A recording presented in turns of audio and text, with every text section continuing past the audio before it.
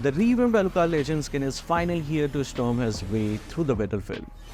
Minato and Itachi's first official look also got revealed. A load of new updates just dropped in the advanced server with patch note 2.1.50 officially being live.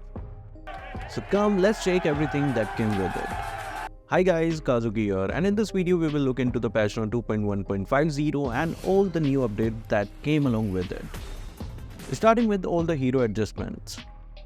So Revamp Eudora got adjusted, and I will be honest, this one is kinda smart, but also kinda scary. Because they are basically saying, fine, you can hit skill 1 more easily, but stop deleting people late game. And here's the crazy part.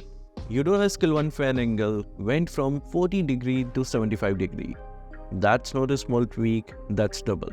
If you ever played Eudora and watched skill 1 missed by 1 pixel, you know the pain. But actually wait, here comes the trade. The delayed damage got adjusted, base slightly down and scaling nerfed hard. It was 280 to 530 with 130% total magic power. Now it's 275 to 500 with 100% total magic power. Means early game, you won't feel it much. Late game, your one combo and you disappear. Fantasy gets weaker. Now Moonton also touched her ultimate diffusion damage. Before it was 200 to 400 with 130% scaling, now it's 330 to 550 with 100% scaling. So yeah, bigger base numbers, lower scaling. I actually like this because Eudora being super late game nuke is kind of toxic. But counterpoint, if you are the type who plays slow, farms and waits for 3 items to one shot, you are gonna feel betrayed.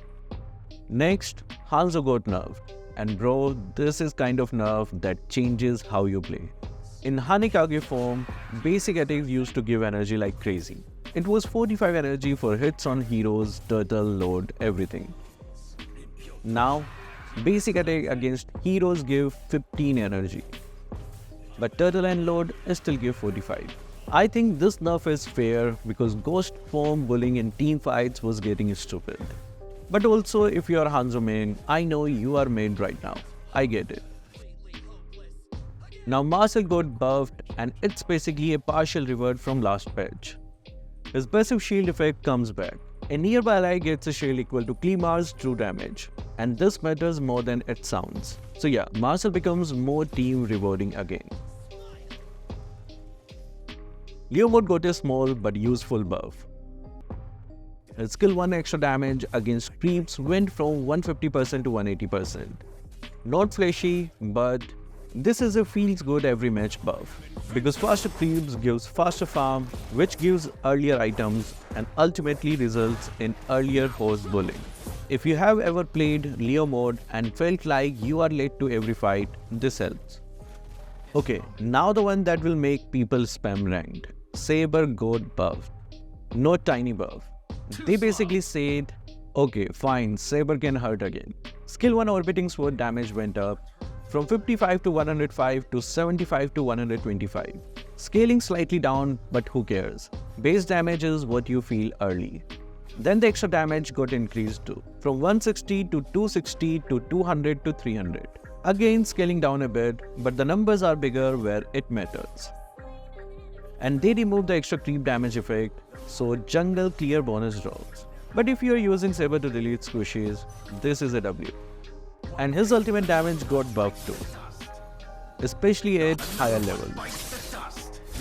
First 2 strikes now can go up to 220, third strike up to 440.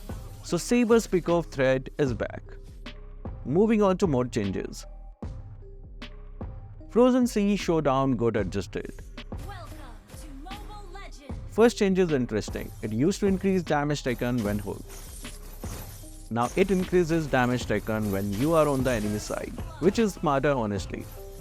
But the real problem wasn't the hook itself. It was the people ending up deep on enemy side and still surviving too long.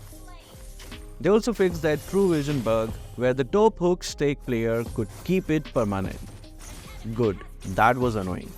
Now here's the part that made me pause. Dodging hooks felt hard. So they buffed Franco's out of combat movement speed from 20% to 30%. And at first I was like, wait, doesn't that make him more annoying? But then the patch says Franco's ultimate gets replaced. Yup, Franco's ultimate becomes the hook. The hook moves in a Z shape, and it can be deflected by deflection shield. Bro, that's not the same Franco anymore. So yeah, this mode is about to feel completely different. Moving on to other updates. Starting with the names of the upcoming Valentine skins. The Lancelot Valentine skin will be called Blade of Devotion, and the Oryx Valentine skin will be called Song of Devotion.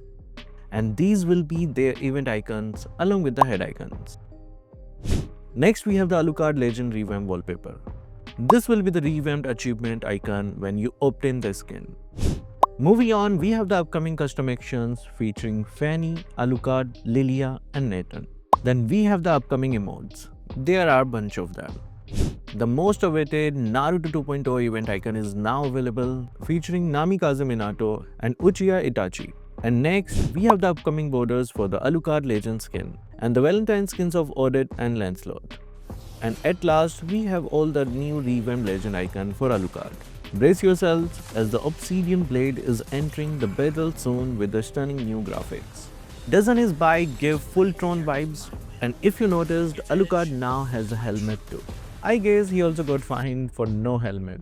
Joke aside, the skin looks absolutely OP after the revamp, especially his mechanical extended hand, which you can see is holding his sword for him.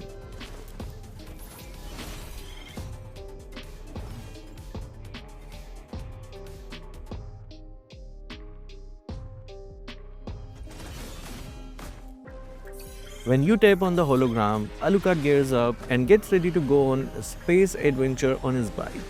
He is now officially a space ranger. Let's check his skill effects. His walking animation looks sleek, making him look like a complete boss here. He calls an advanced gadget which sharpens his sword and his idle animation. How cool is that? Special actions like the floating action do make him feel like he's just levitating using his sword, adding a touch of flair too. The basic attack looks kinda good, but there's nothing unique about it though. But his first skill, now this is completely different scenario. He leaps forward and creates an implosion, which looks like he just shattered the ground to open a portal. A fresh yet subtle addition to his overall quality.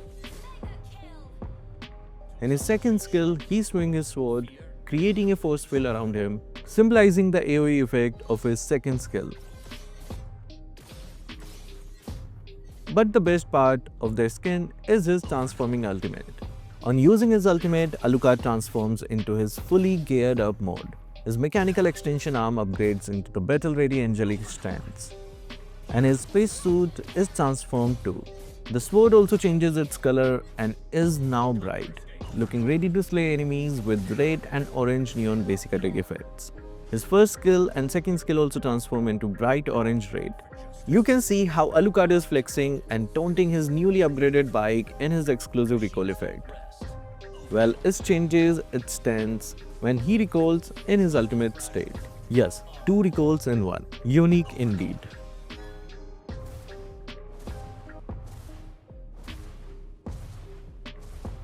Well, that death animation actually disappointed me. And that's all for today's update. Let me know in the comments what do you think about the Alucard Legend Revamp and the upcoming Valentine skins. If you enjoyed this update, don't forget to like the video and subscribe. So that will be all for this video. Thank you guys for watching. Keep supporting Kazuki Official.